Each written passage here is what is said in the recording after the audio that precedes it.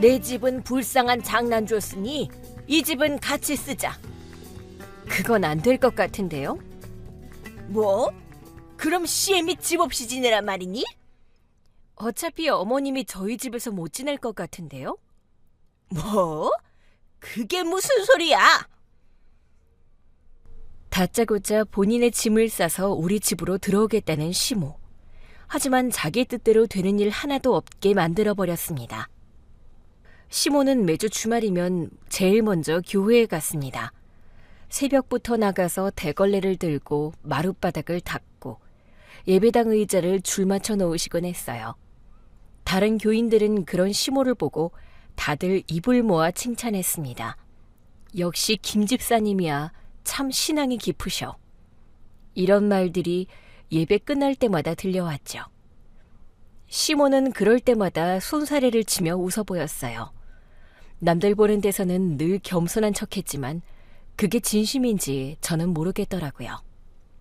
왜냐면 교회 문을 나서는 순간 가족과 있을 때면 시모의 태도는 완전히 달라졌거든요. 특히 저랑 있을 때는 더 심했어요. 제가 시댁에 방문할 때면 늘 제 눈을 곱게 쳐다보지도 않았어요. 시댁에 가서 시모를 도와 밥상을 차리고 있으면 물컵 위치 하나만 틀려도 잔소리가 시작됐습니다. 믿음을 가지면 살림도 저절로 잘하게 돼. 근데 넌 믿음이 많이 부족한 것 같다. 살림을 하는 게 왜 이 모양이니? 어머님, 믿음이랑 살림이랑 무슨 상관이 있어요? 마음가짐이 달라지면 손끝이 달라지는 거야. 그게 신앙이야. 그럼 어머님은 신앙이 깊으셔서 살림도 완벽하신가 봐요? 뭐라고? 너 지금 시애미한테 빈정대는 거니? 아니, 그런 뜻이 아니고요. 어머님께서 말도 안 되는 소리를 하시니까 그러죠. 제가 부족한 점이 있다면 배울게요. 아유, 참 말이 많다. 요즘 애들은 왜 이렇게 어른한테 따박따박 대드니? 저는 그냥 어머님이 너무 완벽하셔서 배우고 싶다는 거예요. 자꾸 부족하다고만 하시니까요. 그렇게 말하고는 저는 식탁의 수저를 가지런히 놓으며 일부러 아무렇지 않게 웃었습니다. 며칠 뒤, 시모는 교회에서 친하게 지내는 이웃집 교인을 초대했어요. 저는 시모를 따라 요리를 도왔고 평소엔 제 음식 하나에도 트집을 잡던 시모였는데 그날따라 식탁 위에는 칭찬이 쏟아졌습니다. 아이고, 우리 며느리 손이 참 야무져요. 저보다 나아요, 진짜. 세상에, 음식 솜씨가 정말 좋네요. 김치도 직접 담그신 거예요? 그럼요. 우리 며느리가 손이 얼마나 빠른데요. 제가 요즘은 거의 손 안 대요. 다 알아서 해요. 별 말씀을요. 그냥 평범하게 했어요. 참 보기 좋네요. 이렇게 사이좋은 시어머니의 며느리 보기 힘든데. 그쵸? 저희는 진짜 가족처럼 지내요. 저는 시모가 웃으며 맞장구 치는 모습을 보고 그 말들이 다 가식이라는 걸 알고 있었어요. 손님이 떠난 뒤 남은 식탁을 정리하고 있을 때였습니다. 오늘은 그래도 음식 야무지게 잘했더라. 그렇다고 부족한 게 없었던 건 아니야. 앞으로 더 신경 써라. 어머님은 언제쯤 저한테 부족한 거 없다고 해주실까요? 뭐? 너는 꼭 말끝마다 따지더라? 아니요. 따지는 게 아니라 어머님이 말씀하시는 기준이 매번 달라서요. 오늘은 잘했대시고 어제는 믿음이 부족하대시고 저는 도대체 어디에 맞춰야 하는지 모르겠어요. 아유, 참 기가 차서 원. 그 말을 끝으로 중얼거리며 시모는 방으로 들어가 버렸고 저는 뒷정리를 했어요. 시모가 아무리 얄미워도 막무가내로 따질 수는 없었습니다. 저는 테이블을 치우고 설거지를 하고 있었어요. 잠시 후 시모가 마른 수건을 들고 제 옆에 서더니 무심한 척 말을 꺼냈습니다. 근데 네 오빠 입양됐다며? 네? 갑자기 그게 왜요? 아니, 그냥 궁금해서. 네 친정 부모님은 참 대단하네. 남의 자식을 키운다고. 근데 넌 어떻게 남이랑 그렇게 같이 살았니? 그 말에 저는 잠깐 손에 쥐고 있던 그릇을 떨어뜨릴 뻔했어요. 시모의 말투는 궁금해서 묻는 게 아니라 마치 비웃는 사람처럼 느껴졌습니다. 어머님, 남이라뇨. 저희 가족이에요. 피가 안 섞여도 가족은 가족이죠. 그래도 남은 남이지. 세상에 피보다 진한 게 어디 있다고 그래? 그런 말씀은 좀 지나치신 것 같아요. 어머님도 믿음이 있으시잖아요. 가족을 구분하는 게 신앙인가요? 너는 참 말이 많다. 그냥 하는 말이야. 그렇게 예민하게 받아들이면 피곤하지 않니? 예민해서가 아니라 가족을 남이라 부르는 게 저는 이해가 안 돼서요. 그리고 시모는 아무 말 없이 마른 수건으로 그릇을 닦기 시작했습니다. 시모의 그 한마디가 제 마음 한구석을 싸늘하게 만들었고 설거지를 끝내는 동안에도 그 말이 귓가를 자꾸 맴돌았습니다. 그 후로도 시모는 저희 오빠 이야기가 나올 때마다 꼭 한마디씩 비꼬는 말을 했습니다. 저는 처음엔 그냥 웃어 넘겼지만 점점 듣기가 힘들어졌어요. 예, 그래도 네 오빠 입양아 치고는 공부는 잘했나 보네. 외국에서 살고 있다며? 어머님, 그 말은 좀 그러네요. 입양아 치고라니요. 그냥 사람마다 노력한 만큼 잘 되는 거죠. 왜 그래? 칭찬한데도 그러니? 저는 칭찬보다 입양아 치고는 이란 말이 더 거슬려서요. 오빠는 제 가족이에요. 그런 표현은 좀 삼가주시면 좋겠어요. 아이고, 참 요즘 사람들은 말 한마디도 마음대로 못하겠네.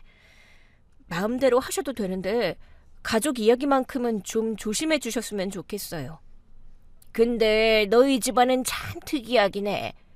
남의 자식을 그렇게 챙기고 그런 게 요즘 세상에 흔한 일은 아니지. 특이한 게 아니라 그냥 서로 아끼고 사는 거예요. 피가 안 섞였다고 마음까지 다른 건 아니잖아요. 그 말을 들으며 저는 씁쓸하게 고개를 돌렸습니다. 시모 눈엔 저희 가족이 이상하게 보였고 비정상처럼 여겨지는 게 그저 답답했어요. 오빠는 제게 가족 이상입니다.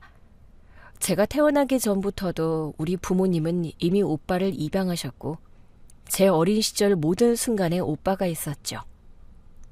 운동회 때 넘어져 울던 날에도 오빠는 저를 업고 집까지 데려다 줬고 제가 대학교에 합격했을 때는 제 손을 꼭 잡고 공부하느라 고생했다고 같이 울어줬어요. 그래서인지 제겐 입양이란 단어는 그저 종이 한 장의 표현일 뿐이었어요. 오빠는 항상 제 편이었어요. 부모님 다음으로요. 그래도 피 안 섞였으면 다르긴 하지. 네가 아무리 정들었다 해도 남은 남이야. 어머님, 피보다 중요한 게 마음 아니에요? 저한텐 오빠가 친오빠예요. 그건 바뀌지 않아요. 그래도 세상은 그렇게 안 봐.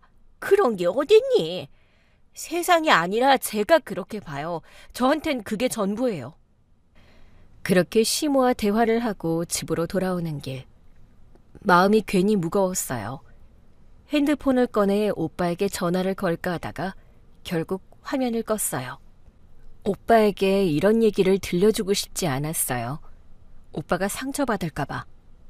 또 괜히 미안한 마음이 들어서요.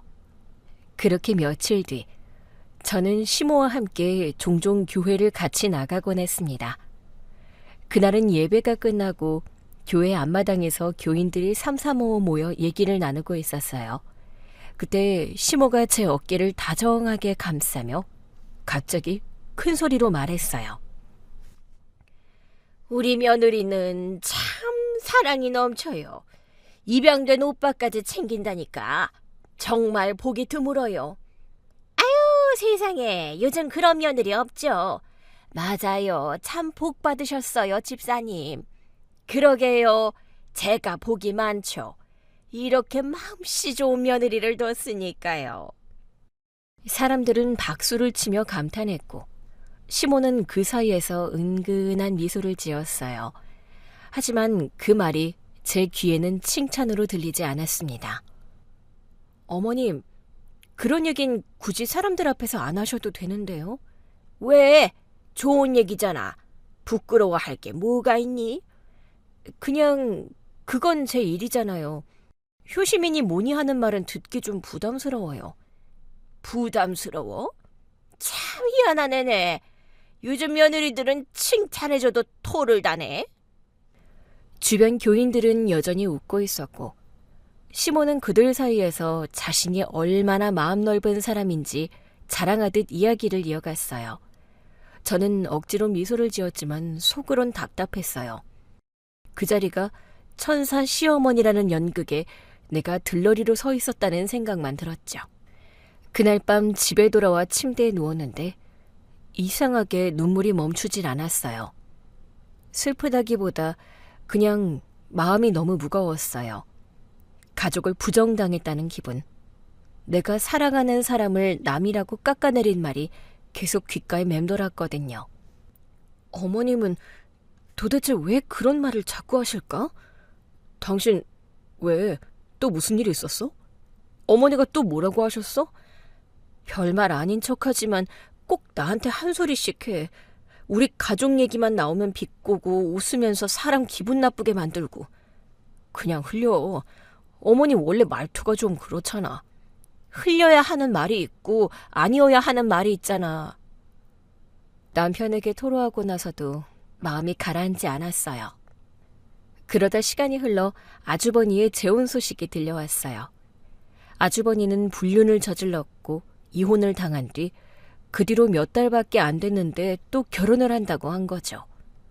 솔직히 좀 놀랐어요. 그런데 시모의 태도가 더 가관이었어요. 아주버니의 재혼 소식을 듣고는 눈가를 훔치며 연신 한숨을 쉬었어요. 우리 장남이 그동안 얼마나 마음고생이 심했는데 이번엔 꼭 행복해야지. 그 애는 참 속이 여린데 세상 참 모질다. 어머님, 그래도 아주버니가 불륜을 하신 건 맞잖아요. 그건 분명히 잘못한 거예요. 그래도 우리 집 장남이잖니. 실수 한 번 했다고 평생 죄인으로 살라는 거야? 남자들은 한 번쯤 그럴 수도 있지. 어머님, 그건 실수가 아니에요. 아주버니의 불륜 때문에 상처받은 사람도 있다는 걸 생각하셔야죠. 넌 남의 일이라고 말은 참 쉽게 한다. 피 한 방울 안 섞였다고 그렇게 냉정하게 말할 수 있니? 냉정한 게 아니라요. 잘못된 건 잘못됐다고 하는 게 맞는 거죠. 우리 장남이 오죽했으면 바람을 피웠을까? 응? 그건 그렇고 내가 우리 큰아들 때문에 결심한 게 있다. 결심이요? 무슨 결심 말씀이세요?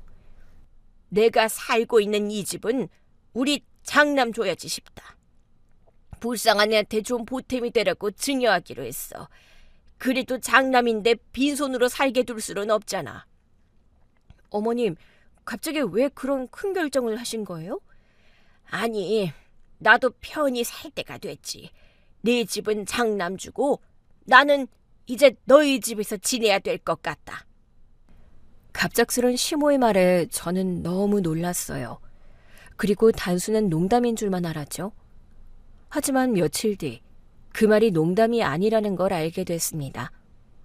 초인종이 울리고 문을 열자 시모가 커다란 가방을 들고 서 있었고 그 뒤로는 인부 2명이 짐을 나르고 있었어요. 어머님, 갑자기 뭐예요? 이제 여기로 이사 왔어. 네 집은 불쌍한 장남 줬으니 이젠 나도 편히 좀 살아야겠다. 아니, 미리 말씀이라도 주셨어야죠. 저희는 전혀 준비가 안 됐는데요. 준비할 게 뭐가 있니? 가족끼리 사는데 무슨 허락이 필요해? 방 하나만 내주면 되지. 아저씨, 이 집은 안방 옆으로 옮겨줘요. 그날 시모는 정말로 그렇게 말하며 마치 당연하다는 듯 집 안으로 들어왔어요. 저는 순간 너무 황당해서 아무 말도 못하고 서 있었어요. 시모는 문을 열자마자 다짜고짜 집 안으로 들어와 거실을 쭉 훑어봤어요. 아이고, 여긴 햇살이 참 좋네.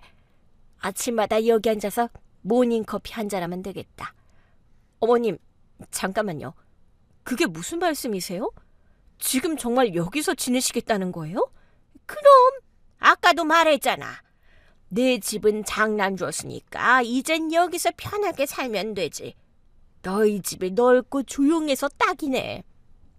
어머님, 저희도 나름 생활 패턴이 있고 미리 말씀도 없이 이렇게 오시면 저희가 어떻게 준비를 해요? 아유, 참 별걸 다 따진다. 며느리 집에 시어머니 오는 게 뭐가 대수야?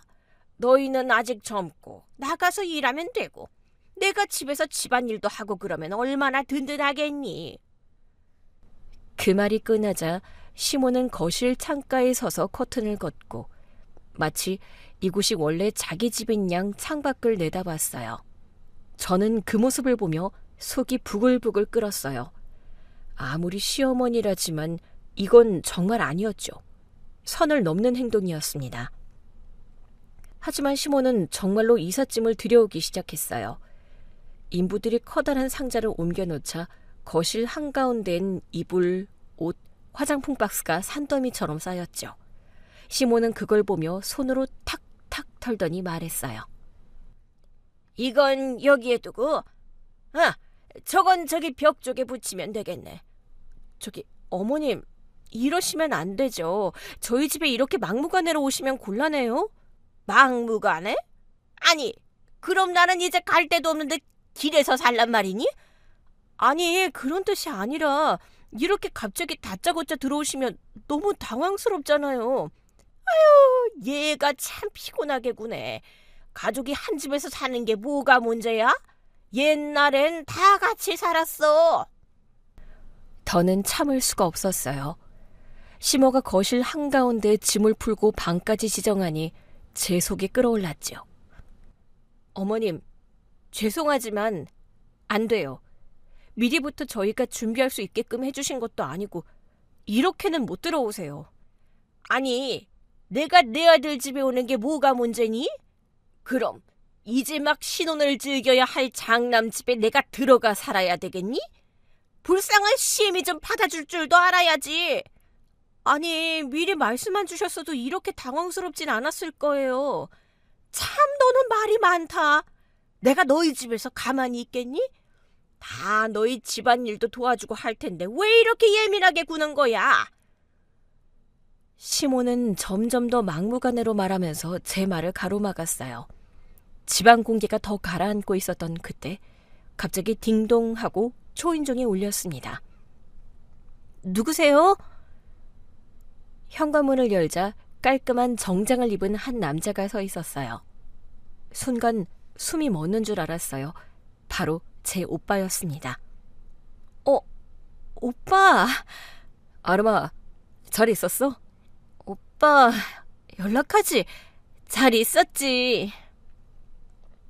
저는 반가움에 그 자리에서 오빠를 꼭 껴안았어요. 몇 년 만에 재회였거든요. 그때 시모가 우리를 번갈아 보며 물었어요. 누구? 제 오빠예요. 해외에서 이제 막 귀국했어요. 오빠? 그 오빠 말이니? 시모의 목소리는 단순한 놀람이 아니라 어딘가 뾰족하고 냉소적인 뉘앙스였어요. 그리고 그때 오빠는 시모를 똑바로 봤어요. 오빠의 눈빛엔 반가움도 분노도 설명할 수 없는 무게가 섞여 있었죠. 안녕하세요. 오랜만에 뵙네요. 오빠의 그 한마디에 시모의 얼굴이 굳었어요. 손끝이 미세하게 떨렸고 입술이 파랗게 질리더라고요. 너가 왜 여길... 기억나시나 보네요. 시모는 그대로 얼어붙은 채 한 발자국도 움직이지 못했어요. 오빠는 조용히 거실 안쪽으로 걸어들어와 시모 앞에 섰어요. 그 걸음마다 공기가 무겁게 가라앉았고 시모의 인생을 완전히 뒤바꿔 놓을 시작이라는 걸요. 저희 오빠는 자립심이 강해서 어릴 때부터 뭐든 스스로 해내는 사람이었어요. 대학을 마치자마자 해외로 나가 낯선 땅에서 혼자 모든 걸 시작했죠. 처음엔 고생도 많았다고 했어요. 잠잘 곳이 없어 사무실 바닥에서 며칠을 버틴 적도 있었고 언어가 안 통해 거래가 무산된 적도 많았대요. 하지만 그런 일을 겪으면서 오빠는 더 단단해졌어요. 오빠, 이번에 귀국한 건 오래 있으려고? 응. 이제는 본격적으로 한국에서도 사업을 할 생각이야. 그동안 해외에서 기반을 다졌으니까 이젠 우리나라에서도 일해보려고. 대단하다. 오빠 정말. 그래도 너랑 우리 부모님 덕분이지. 나한테 믿음을 주시잖아. 그 말을 듣는 순간 괜히 울컥했어요. 오빠는 늘 혼자서 세상을 버텼지만 정작 그 마음은 가족을 향해 있었던 거죠. 오빠에게 가족이란 우리 부모님과 저밖에 없었고, 오빠는 정말 가족에게 헌신적이었어요. 하지만 가슴 한쪽에 늘 아픔이 자리하고 있었죠. 바로 오빠의 친엄마 때문이었어요. 어느 날 오빠는 우리나라로 귀국하기 전 SNS를 훑어보다가 우연히 제 결혼식 사진을 보게 됐다고 했어요. 하얀 드레스를 입고 웃고 있는 제 모습이 너무 반가워 더 자세히 보려고 화면을 확대했다가 손이 멈췄대요. 그리고 곧 그 손이 덜덜 떨리기 시작했대요. 이 사람 설마 아닐 거야. 사진 속 제 옆에 서 있던 시모의 얼굴이 보이자 오빠는 숨이 막혀왔다고 했어요. 몇 번이고 사진을 다시 보고 또 보면서 믿을 수 없었다고 해요. 이 사람이 아름이 시어머니? 오빠는 사진 속 여자를 보는 순간 숨이 턱 막혔다고 했어요. 한복을 곱게 차려입고 제 옆에 있는 여자의 얼굴. 오빠의 기억 속 그 여자와 똑같았대요. 오빠는 피가 거꾸로 솟는 것 같았대요. 심장이 미친 듯이 뛰고 숨이 막혀 의자에서 일어나지도 못했대요. 화면을 수십 번 넘기며 눈을 의심했지만 아무리 봐도 틀림없었어요. 바로 그 여자가 맞았어요. 자신을 버리고 사라졌던 그 여자. 오빠는 저에게 연락해 확실하게 물어보고 싶었지만 그렇게 하지 못했다고 했어요.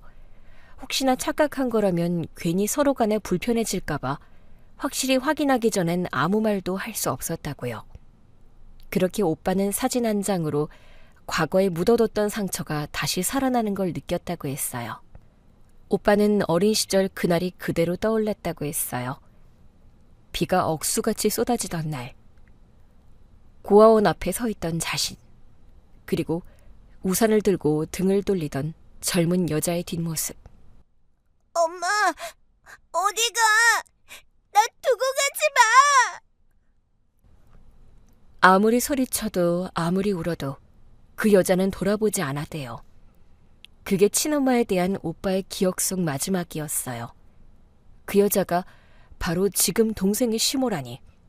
세상이 이렇게 잔인할 수 있을까 싶었다고 했어요.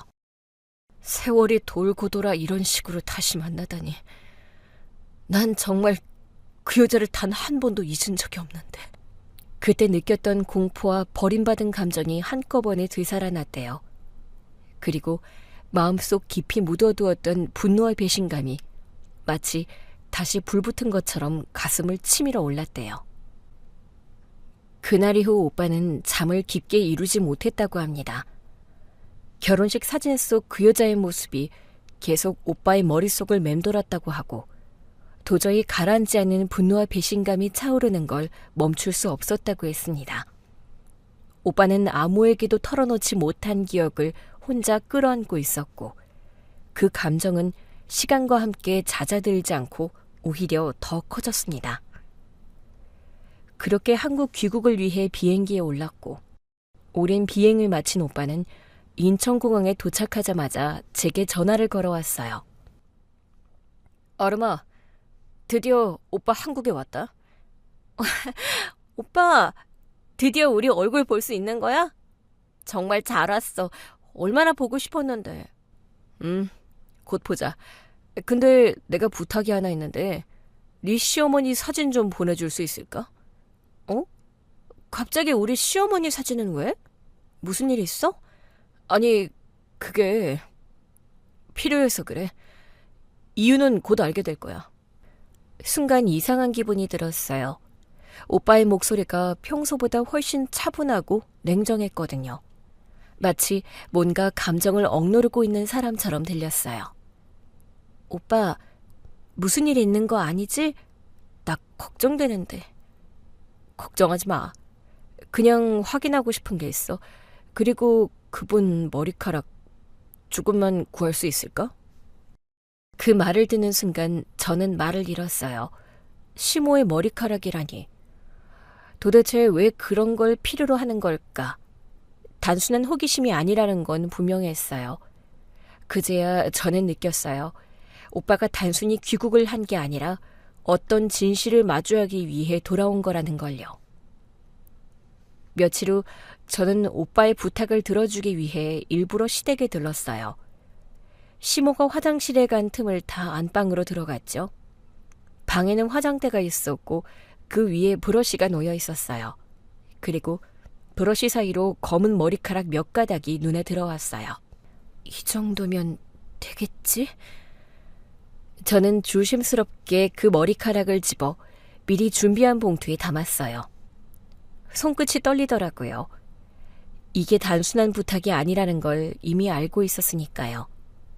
그리고 오빠에게 택배를 붙이기 위해 상차에 봉투를 넣기 직전까지도 마음이 불편했어요.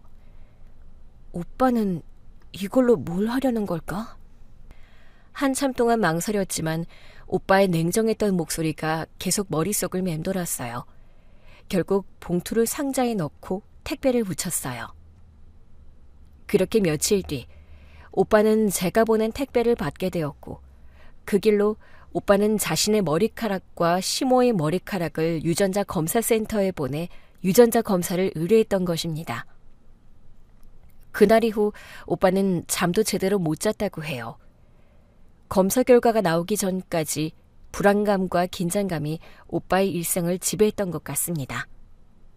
결국 검사 결과를 통보받게 되었고 오빠는 제 시모와 모자 관계가 맞다고 전달받게 되었습니다. 그렇습니다. 바로 제 시모가 오빠의 친엄마였던 거죠. 오빠는 시모와 모자 관계라는 확실한 증거를 갖기 위해 유전자 검사 의뢰를 했던 것이죠. 그리고 오빠는 시모에 대한 복수를 하기 위해 타이밍을 보고 있던 것이었습니다. 그날은 시모가 자신의 짐을 들고 다짜고짜 우리 집으로 들어오던 날이었어요. 손에는 옷가지와 생활용품이 담긴 상자를 들고 현관문을 열며 아무렇지 않게 말했죠. 이제 여기를 내 방으로 쓸게. 시모의 억지스러운 말과 행동에 저는 끝까지 저항하고 있는데 그때 마침 오빠가 저희 집을 찾아온 것이었습니다. 아름아, 나야. 오랜만이지? 오빠? 오빠! 보고 싶었어. 이제 좀 얼굴 좀 보자. 정장을 입은 오빠의 모습이 어딘가 낯설게 느껴졌어요. 반가움보다 묘한 긴장감이 먼저 들었죠. 오빠는 천천히 저희 집 현관을 지나 거실로 들어섰고 그 시선이 시모에게 닿는 순간 공기가 달라졌어요. 그리고 두 사람의 눈이 마주친 순간 시간이 멈춘 듯 고요해졌어요. 그때 저는 느꼈어요. 오늘 이 집안에서 무언가 돌이킬 수 없는 일이 시작되겠구나 하고요. 오빠를 본 순간 시모의 얼굴은 순식간에 핏기가 사라졌어요. 무언가를 감지한 듯 뒷걸음치며 벽 쪽으로 물러났죠. 저 사람 누구야? 제 오빠예요. 해외에서 이제 막 귀국했어요. 그 말을 하자마자 오빠는 천천히 고개를 들었어요. 그리고 차가운 눈빛으로 시모를 똑바로 바라보며 입을 열었어요. 오랜만이네요. 어머니. 오빠의 그 한마디가 공기를 갈랐어요. 거실에는 순식간에 정적이 흘렀고 모든 소리가 멈춘 듯 했어요. 시모는 눈을 크게 뜬 채 얼굴이 굳어버렸고 잠시 후 떨리는 목소리로 외쳤어요. 무슨 소리를 하는 거야? 저런 사람 몰라. 처음 보는 사람이야. 정말요? 저를 모른다고요? 그래요. 당신 누구예요? 어디서 함부로 와서 그런 소리를 해? 엄마가 돼서 어떻게 아들을 몰라봐요? 시모는 그대로 굳은 채 믿기지 않는다는 표정으로 오빠를 바라봤고 오빠는 흔들림도 미소도 감정도 없이 시모를 바라보기만 했어요. 그 순간 남편이 옆에서 모든 걸 지켜보다가 놀란 듯 말했어요. 엄마, 아들? 아들이라니 그게 무슨 말이에요? 지금 뭐가 어떻게 된 거예요? 아니야, 몰라. 이상한 사람이야. 저 사람 좀 얼른 내보내라. 빨리 문 열어. 우리 오빠가 어머님의 아들? 진짜 너무하네요. 날 그렇게 버려놓고 이제는 내쫓기까지 하려고요? 오빠는 분노를 억누르며 얘기했어요. 시모는 여전히 손을 떨며 제 뒤로 숨으려 했고 남편은 혼란스러운 얼굴로 두 사람을 번갈아 보았어요. 그날 거실 안의 공기는 숨조차 쉬기 힘들 만큼 팽팽했어요. 오빠는 한참 동안 아무 말 없이 서 있다가 천천히 테이블 쪽으로 걸어갔어요. 그리고 가방에서 서류 봉투 하나를 꺼내 내려놓았죠. 이 결과나 보고 얘기하시죠. 그 말에 모두의 시선이 봉투로 향했어요. 오빠가 봉투를 열어 꺼낸 건 유전자 검사 결과지였어요. 흰 종이 위에 굵은 글씨로 적혀 있었죠. 이 서류에서 모자 관계 맞다고 하네요. 어머니의 유전자와 제 유전자가 정확히 일치합니다. 저도 그때서야 정확히 사태를 파악할 수 있었기 때문에 너무 놀랐었죠. 저 또한 그랬는데 시모는 오죽했을까요? 저승사자라도 본 양 시모는 순간 손이 허공을 더듬으며 휘청거렸어요. 아니야, 말도 안 돼. 그럴 리가 없어. 엄마, 이게 무슨 소리예요? 진짜요? 아니라고 했잖아. 저 사람 모른다니까. 시모는 가슴을 움켜쥐며 숨을 몰아쉬었고 오빠는 한 발짝도 물러서지 않았어요. 그 종이 한 장이 수십 년 묻어둔 진실을 세상 위로 끌어올린 순간이었어요. 시모는 오랫동안 입을 떼지 못했어요. 그러다 겨우 입을 열었죠. 아니, 너가 어떻게... 그땐 내가 너무 어렸고 널 키울 수 있는 상황이 아니었어. 난 어쩔 수가 없었다. 시모의 말은 변명 같기도 후회 같기도 했어요. 하지만 오빠는 눈 하나 깜짝하지 않았죠. 그땐 어쩔 수 없었다고요? 그러면 지금은요? 지금도 나 모른다고 부인했잖아요. 그건 그냥 놀라서 그랬어. 네가 진짜 그 아이일 거라고는 생각도 못했어. 이제 변명은 필요 없습니다. 어떤 이유가 됐든 절 버린 건 사실이잖아요. 그날 비오는 고아원 앞에 저 혼자 두고 갔던 게 어머니였잖아요. 그땐 정말 어쩔 수 없었어. 나 혼자 아무것도 할 수 없는 처지였고. 그래서요. 그게 당신이 평생 교회에서 남을 위하는 척했던 이유예요? 아름이한테 다 들었습니다. 교회에 그렇게 헌신적이라면서요. 절 버린 죄책감을 덮으려고 그러는 거예요? 시모는 오빠의 말을 듣는 순간 무너졌어요. 평소 남들 앞에서 완벽한 신앙인이라 불리던 그 여자의 얼굴이 한순간에 일그러졌어요. 숨을 몰아쉬며 벽을 짚는 그녀의 모습은 그동안 쌓아온 모든 가식이 무너지는 듯 했어요. 어머님, 정말 이게 다 사실이에요? 난 그땐 너무 어려웠다. 아무것도 가진 게 없었고 나 혼자서는 도저히 감당할 수가 없었어. 저는 그 말을 들으며 한숨을 삼켰어요. 변명인지 후회인지 구분도 안 되는 말들이 공중에 흩어졌고 시모의 말은 변명처럼 들렸어요. 죄책감보다는 자기 합리화에 가까웠죠. 오빠의 눈빛엔 분노와 실망이 뒤섞여 있었어요. 그는 깊게 숨을 들이마시더니 천천히 내쉬며 말했어요. 제가 그 사정을 다 이해하고 봐줘야 하나요? 제가 어렸을 때 얼마나 고생했는지 알아요? 밥 한 끼도 제대로 못 먹고 추운 바닥에서 울던 날이 몇 번이었는지 기억도 안 나요. 그때마다 엄마 생각이 얼마나 났는지 아세요? 미안하다. 나도 그땐 어쩔 수 없었어. 나름대로 살려고 발버둥 쳤어. 어쩔 수 없었다는 말로 다 지워지면 세상에 버림받은 사람은 없겠죠. 한 사람의 인생을 뒤틀어 놓은 상처를 치료하기에는 미안하다는 말은 한참 부족했습니다. 오빠는 더 이상 말을 길게 할 생각이 없어 보였어요. 단호한 목소리로 한마디를 던졌죠. 당장 여기서 나가세요. 그 말에 시몬은 눈을 크게 뜨며 목소리를 높였어요. 뭐? 무슨 소리냐? 여긴 우리 아들이랑 며느리 집이야. 너가 뭔데 나한테 이 집에서 나가라 그래? 여기가 내 며느리 집인데 왜 네가 명령을 해? 오빠는 이미 준비해둔 또 하나의 봉투를 가방에서 꺼내 테이블 위에 또다시 내려놓았죠. 여긴 아름이가 새들어 사는 집입니다. 그리고 명의는 제 겁니다. 그는 천천히 서류를 펼쳐 보였고 등기부등본에 오빠의 이름이 선명하게 적혀 있었어요. 그럴 리가. 이게 어떻게... 시모의 목소리는 점점 힘없이 작아졌어요. 눈앞의 문서가 거짓일 리 없었죠. 그동안 자신의 집처럼 드나들던 이곳이 사실은 자신이 가장 무참히 버린 아들의 이름으로 되어 있었다는 사실에 말문을 잃은 거예요. 방 안의 공기는 무겁게 가라앉았고 오빠의 한마디가 모든 상황을 뒤집어 놓았어요. 오빠는 감정을 억누른 채 마지막 말을 던졌어요.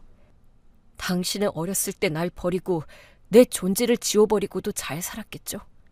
새 가정 꾸리고 사람들 앞에선 착한 척하면서 이제 그 대가를 돌려드릴게요.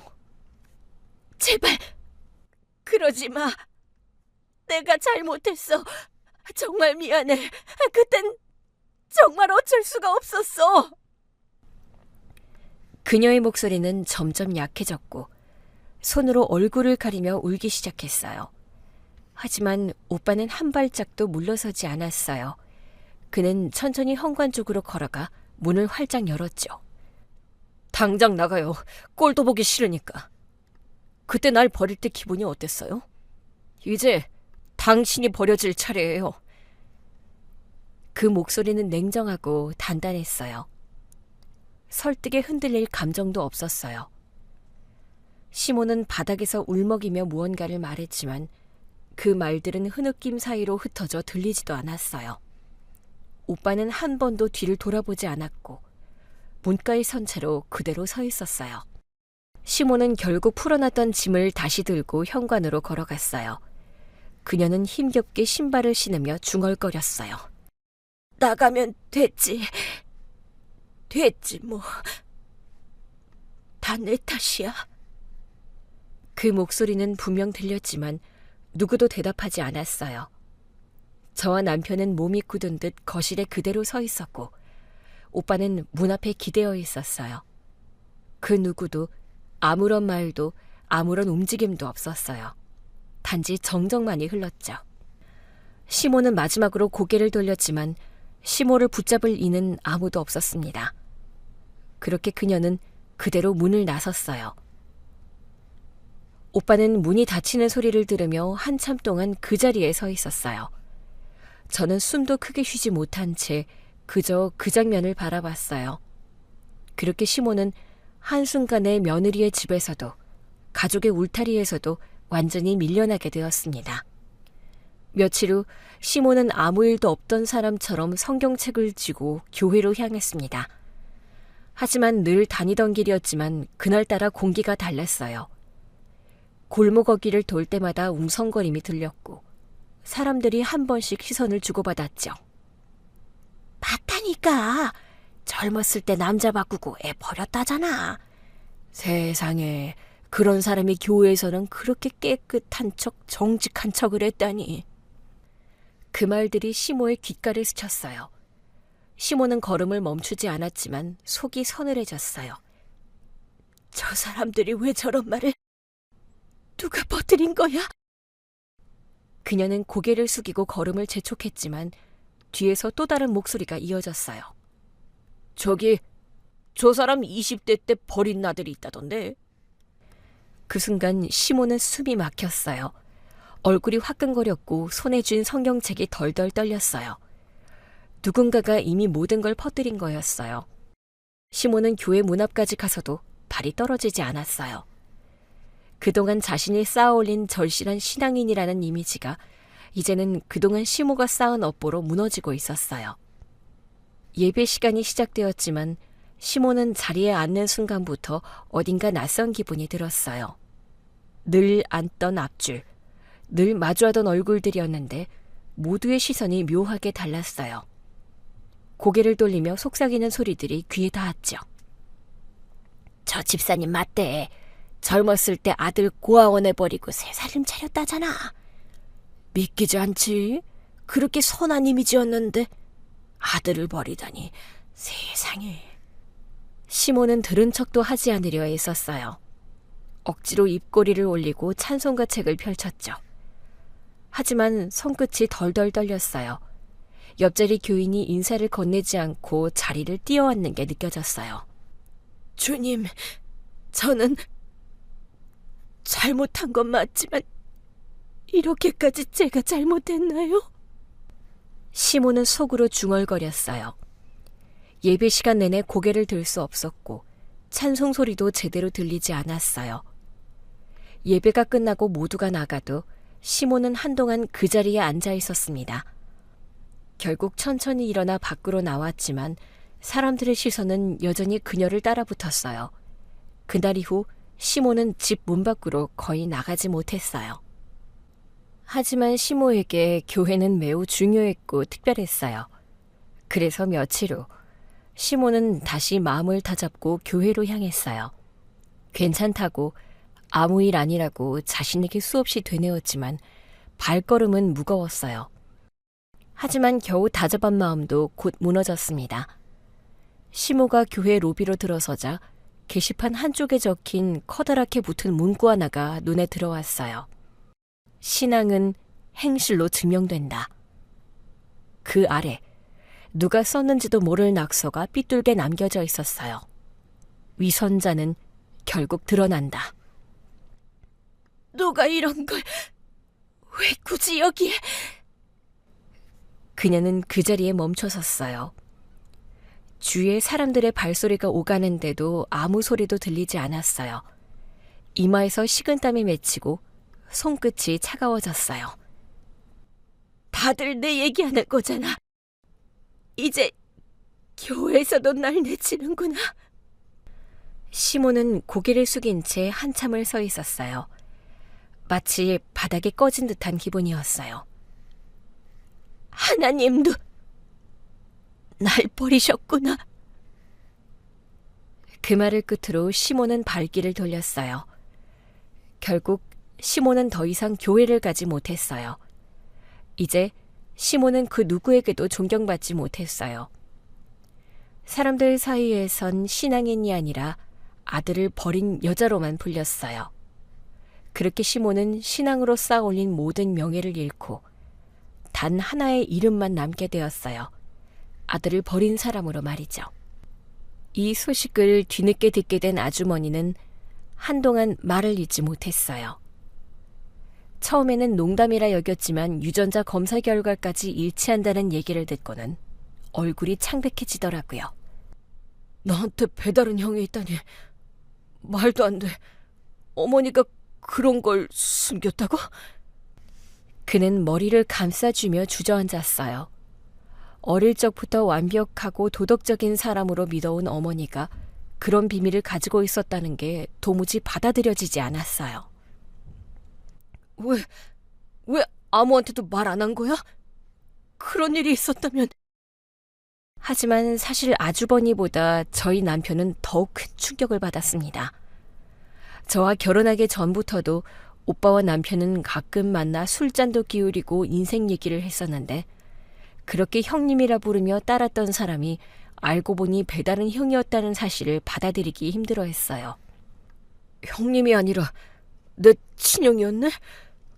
세상에, 그 형님이 우리 어머니의 아들이었다니. 그럼 어머니는... 그는 말을 잇지 못했어요. 형님이 나한테 했던 말들이 전부 다 지금 생각하니까 다르게 들린다. 가족끼리는 믿어야지. 동생, 넌 참 순수하다. 사실 형님도 그때는 내가 동생인지를 몰랐을 텐데 정말 이상하겠네. 그는 두통이 오는 듯 이마를 짚으며 머리를 흔들었어요. 세상이 갑자기 낯설어졌고 모든 관계가 흔들린 듯 보였어요. 이제 누굴 형이라 불러야 하지? 형님이었는데 형님이 아니었는데 또 형님이었네? 그 말은 혼잣말 같았지만 그 속에는 엄마에 대한 배신감도 관계에 대한 혼란도 깊은 슬픔도 뒤섞여 있었어요. 그렇게 남편은 한참 동안 아무 말 없이 창밖만 바라봤어요. 마치 무너진 마음을 붙잡으려는 듯이 말이죠. 어느 날 오랜만에 저와 남편, 오빠가 함께하는 식사 자리였습니다. 어색한 기운이 감돌면서 식탁 위엔 반찬이 그대로 식어가고 있었어요. 저희 셋은 한참 동안 아무 말도 하지 않았어요. 그 무거운 공기를 깨듯 오빠가 천천히 말을 꺼냈어요. 이제라도 진실을 알게 돼서 다행이다. 늦었지만 그래도 진실은 밝혀졌잖아. 하지만 남편은 그 말을 듣는 순간 표정이 어두워졌어요. 형님, 다행이라니요. 저는 사실 너무 혼란스러워요. 형님이 아니고, 아니, 형님이었고, 어머니는 그런 분이었고. 그의 목소리는 낮았지만 그 안에 혼란스러움이 그대로 담겼어요. 오빠는 잠시 입을 다물었고 아주버니가 억눌린 분노로 말을 이었어요. 이 모든 건 다 어머니 때문이에요. 우리 모두 피해자예요. 형님도 저도 어머니가 아무 말 안 했으니까 이런 일이 생긴 거잖아요. 남편은 이제 무척이나 화난 모습이었어요. 그렇게 남편은 물을 벌컥벌컥 들이켰고 그 뒤로 저희 셋은 더 이상 아무 말 없이 밥만 먹었습니다. 누군가의 잘못이 아니라 세월이 만든 상처였고 그 상처는 아물지 않은 채 여전히 피가 나고 있었어요. 며칠이 지나고 말없이 남편은 거실 한가운데 앉아 있었어요. 핸드폰을 손에 꼭 쥔 채 화면을 한참 내려보다가 멈췄어요. 저는 남편을 가만히 바라보고 있었죠. 남편의 핸드폰에 어머니라고 저장된 이름이 눈에 들어왔고 남편의 손가락이 그 위를 맴돌았어요. 저는 조심스레 물었어요. 여보, 뭐해? 정리하려고. 우리 어머니 앞으로 내 인생에 없는 사람이야. 남편은 단호하게 얘기했고 그 말에는 수십 년의 감정이 담겨 있었어요. 그리고 결국 시모의 연락처를 삭제하는 순간 남편의 어깨가 미세하게 떨렸어요. 그래도 그는 다시 되돌리지 않았어요. 많이 참았어. 그래도 어머니니까 언젠간 이해하려고 했어. 근데 도저히 안 될 것 같아. 형님이 살아왔던 세월을 생각하면, 그리고 그동안 어머님이 당신한테 했던 행동이나 말들을 생각하면 아닌 것 같아. 그 말에 저는 아무 대답도 하지 못했어요. 그렇게 가족이라는 이름으로 얽혀있던 관계가 한순간에 낯선 존재로 바뀌었어요. 피로 이어진다고 해서 마음까지 이어지는 건 아니라는 걸 그날 저는 뼈저리게 깨닫게 되었답니다. 저는 뒤늦게 시모의 소식을 듣게 되었습니다. 시모는 텅 빈 집에서 하루 종일 핸드폰만 붙잡았다고 해요. 제발 한 번만 받아주렴. 엄마야. 철준아. 제발 좀 받아라. 그녀의 목소리는 점점 떨렸고 아무리 전화를 걸어도 저희 남편도 아주버니도 시모의 전화를 받는 이는 아무도 없었습니다. 그렇게 통화 연결이 안 될 때마다 시모는 전화를 끊지도 못한 채 멍하니 앉아 있었어요. 한편 남편은 시모가 자신의 전화를 기다리고 있다는 사실을 이미 알고 있었어요. 하지만 아무런 반응도 하지 않았어요. 어머님이 당신한테 계속 전화하는 것 같던데 진짜 한 번도 전화 안 할 거야? 이제 그분 문제는 그분 인생이야. 나도 형도 이제는 다 끝났어. 더 이상 어머니를 받아들일 수가 없어. 그의 말투는 차가웠지만 마음속에는 복잡한 감정이 섞여 있었어요. 그래도 그는 다시 단호하게 말했어요. 여보, 이젠 우린 우리 인생만 생각하자. 나도 더 이상 그 사람한테 끌려다니고 싶지 않아. 그동안 우리 엄마한테 너무 많이 시달렸지? 내가 옆에서 제대로 보호해주지도 못하고 정말 미안해. 이제라도 당신한테 사죄할게. 저는 남편의 진심 어린 말에 가슴이 아파왔어요. 그리고 저희 둘 다 아무 말 없이 한참 동안 앉아 있었지만 그 침묵엔 결심이 담겨 있었어요. 시모의 전화는 계속 울렸지만 그날 이후 아무도 받지 않았어요. 그렇게 시모는 완전히 홀로 남게 되었어요. 시간이 얼마나 지났을까요? 시모는 결국 자신이 살던 월세방을 정리했습니다. 자신의 집은 이미 아주버니에게 넘긴 상태였고 시모는 오갈 데 없이 월세방에 지내고 있었던 것이죠.